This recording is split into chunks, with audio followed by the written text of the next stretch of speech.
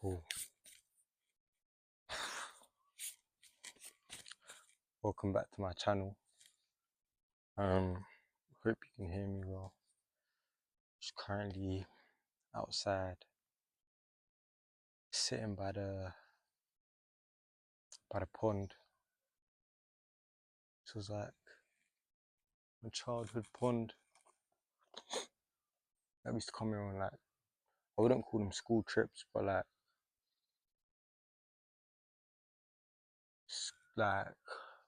scientific research. Yeah, field trip. It's more like a field trip more than an actual like school trip. But yeah, just looking at the birds. Not birds, sorry. The butterflies, the insects. It's full of wildlife. It's teeming with wildlife. That's kind of like the main reason why I like coming here. It's really serene. It's peaceful. Yeah, it's beautiful. But yeah, today I wanted to talk to you about a little situation that I created. Could say created, yeah. I created yesterday. But I asked myself the question. I proposed the question to myself, and the question was, am I happy or miserable in life currently, of course? And I posed this question because I was writing, and it kind of just came out of me. Obviously, yesterday I didn't have the best of days, but it wasn't a bad day by any standard. It was more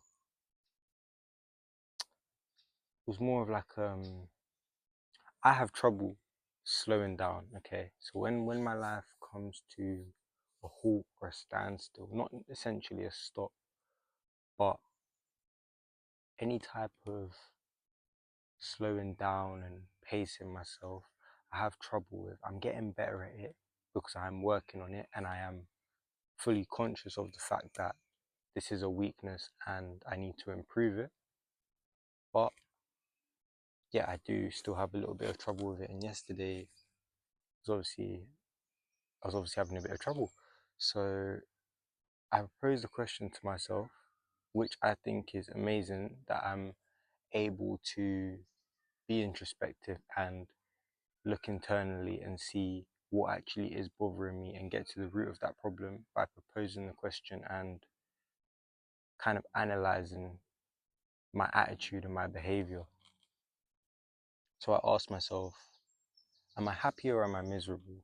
Because like 1 minute I am happy, and not even 1 minute I am happy. Generally I am happy. I'm a happy person. I am I'm a person that, I don't even want to just use the word happy. I am content with my life, and it's more so the progression, like the rate at which I'm progressing. So I'm happy in that sense, but then I get sad, and I know we all get sad, but I get sad because I feel like even though I'm moving, I'm not moving. Do you know what I mean? Like, I feel like the car's got motion, but it's not moving. Like, if that makes sense to you, then do you know what I mean? But at the end of the day, when I come back to self, I connect with myself, I connect with God, I communicate with God, I read, and I understand His messages through the scriptures. I realize I'm doing everything that I need to be doing. But when I proposed this question to myself yesterday, I acknowledged it, and that's what allowed me to meditate on it further on throughout the day. I posed this question to myself maybe at like 4 or 5 p.m. and then 9, 10 p.m. I revisited it and I prayed on it. And this is the big, like, most influential part of this explanation. I prayed on it and I asked God, I didn't ask him directly, am I happy or am I miserable? Because if I can't answer that question for myself, how is he going to be able to? But instead, I read the word, and the word was, can I remember, 1 Samuel 19. 1 Samuel 19. And it was essentially Saul trying to kill David, one of his servants. So Saul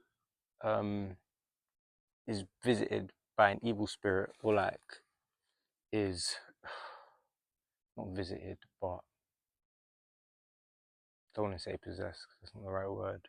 Influenced by an evil spirit sent by the Lord. Remember, if you've read the Bible, you would know that Samuel basically prophesies to the people of Israel, to the Israelites, that their wish for a king was essentially the wrong decision, and their king was God, and they should have had faith in him and trust in his power to perform miracles and to basically give them all that they needed. But instead, they wanted a king because the Philistines had a king, and the Philistines were essentially at the time oppressing them, which obviously, of course, God puts us through battles, but keyword there is through. Go through battles with God. Even when we may not be able to see him in those places, know he is there. It's knowing when it comes to the Lord. But anyways, yep.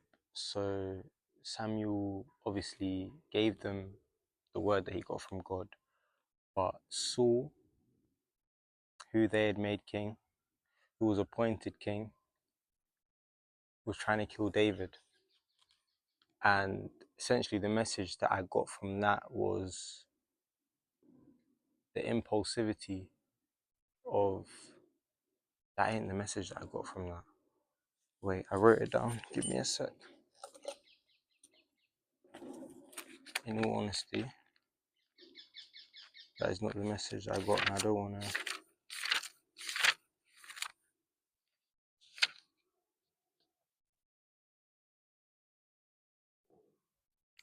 Okay, so the message that I got from that is that the Israelites were begging for a king, a decision that they would later regret. And okay, back to my like question now about being happy or miserable.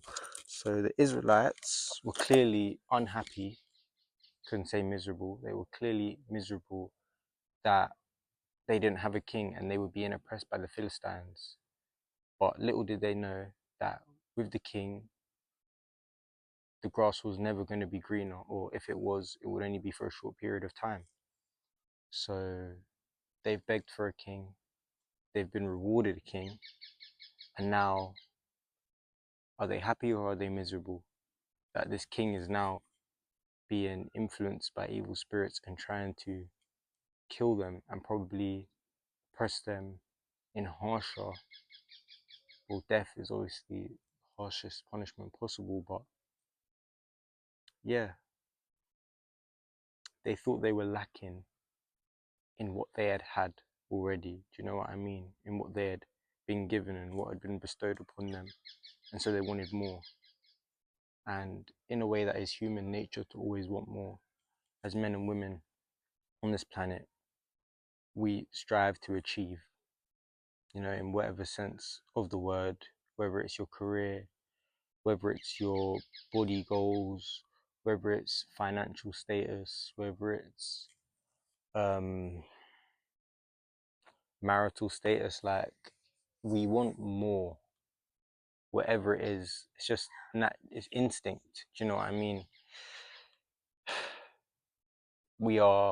It's hard for us to be content, and that's why we have to practice appreciation and gratitude. And that's why it's so important to practice appreciation and gratitude, to learn that what we have is enough. Not even to learn, but to acknowledge what we have is enough, and that anything that comes is literally a plus.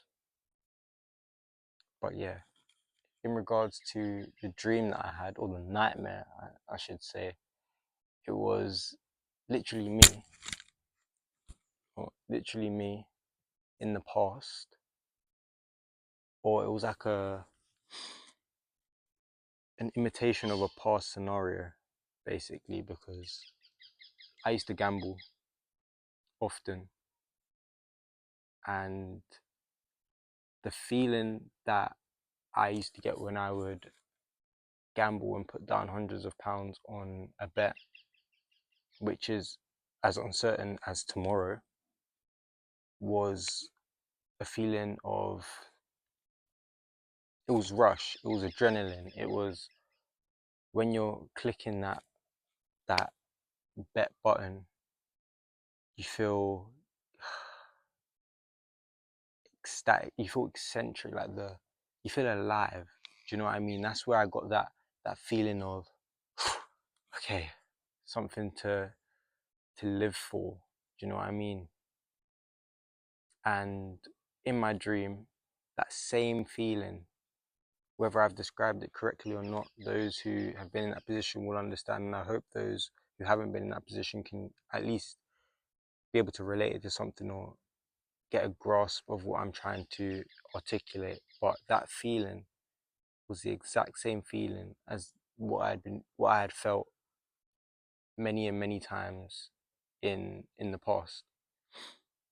And I was watching the game in this dream, in this nightmare. I was watching the game, and it was Arsenal v Leicester, and it was confusing. Like, watching the game, it was confusing because Leicester went 1-0 up, and then the goal was disallowed, and then it was like the game cut out, and then we got the TV back on, and then it was 2-0 to Leicester, and I literally just felt my heart sink. I literally just felt like all that life, all that adrenaline, all that rush that had been built up by placing that bet just be sucked and drained out of my body. And obviously, when you're in situations like that, or when I was in situations like that at least, I was around people. And like I said, I'm a content, happy person. I'm very social, I'm very outgoing. And well, typically, now a bit more reserved, but back then, typically, I was very social, very outgoing. I used to always like to be around people, and we know that misery loves company. So when I would be in these situations, I would always be around people. And as soon as that life gets sucked out of my body, I'm just like looking around at everybody, and I'm just thinking, why am I here? Like, the amount of hate and anguish and agony that would rush through my body, the thoughts, the dread was just unbearable at times, honestly. And I would always put myself in that same situation until I learned the lesson in regards to impulsivity, in regards to controlling yourself and showing discipline and showing level-headedness in regards to just being immature in a way. Do you know what I mean? Because in a sense, anything like that is just, it's not leading to any good. It's not going to do you any good. Because when I was gambling and when I was losing, even when I was winning, I would want to celebrate. When I'm losing, I want to pile on the misery while I can. Do you know what I mean? I want to smoke the weed. I want to drink the drink. Do you know what I mean? But when I win, it's the exact same thing. So what really is the reward here, other than a few £100 to place on the next bet? What is the reward? There is no reward. There is no reward except for that feeling in the moment of that adrenaline and that rush. But on the other side of that feeling, once that table turns and you lose that bet, or that bet goes down, that feeling there That is misery. And when I ask myself the initial question of, am I happy or am I miserable? That dream, that nightmare took me right back to that question. And I said, I'm not miserable. That's misery. I'm not miserable. I'm happy. I am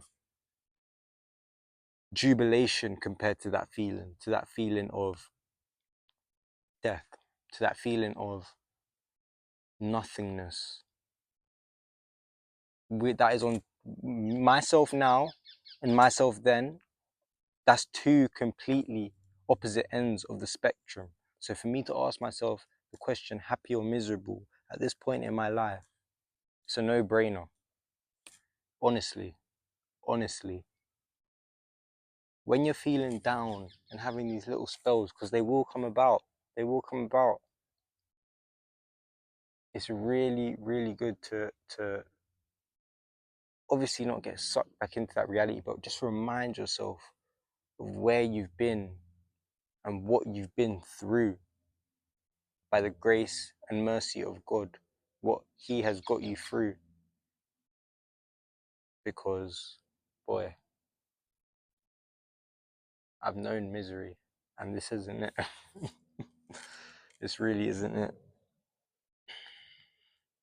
But yeah, I just wanted to share that today, and yeah, it's amazing what lessons you can learn when you're willing to understand, when you're willing to delve that little bit further into teachings. And yeah, education is the key. Knowledge is the key.